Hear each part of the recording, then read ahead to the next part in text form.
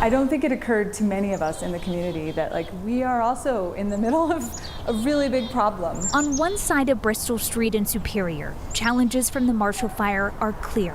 Recovery is harder to see on this side. You didn't lose your home, but you still have this very huge list of to-dos to get to a safe place again. Jen Cowish and her family still haven't moved back into their home because she says her daughter was getting sick from the smoke damage. And my daughter, who has respiratory issues, started to progressively get more sick. The insurance company ran some tests, and now the family is gutting most of the house to make it safe.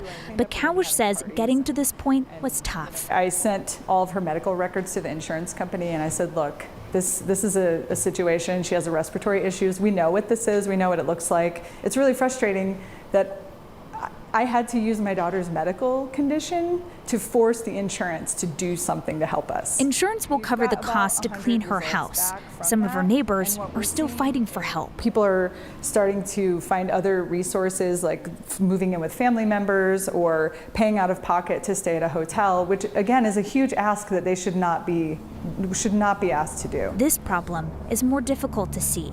From the outside, everything looks fine. And now we're all looking at our houses going, oh, it's not good.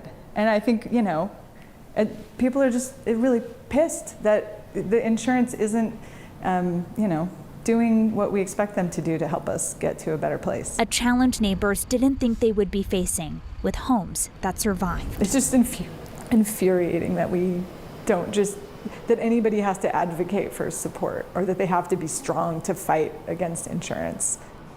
Now, if you're in this situation, here's some advice from the state. The state says if a company does not agree to testing, people can hire their own group to do it. If results support the homeowner's concerns, insurance should reimburse for the testing and cleaning. If that does not happen, call the Division of Insurance to file a complaint, and they will investigate it for you. Kim. Yeah, as you pointed out, they're the ones that you drive down the street and you're like, oh, well, good, they've still got their house, but there's so much. And they had that feeling that day, right? They go down that street and they're so relieved that their house is still standing, but they had no idea that these were all the issues that they would be facing right now. Oh my goodness. All right. Thank you, Kelly. Thanks.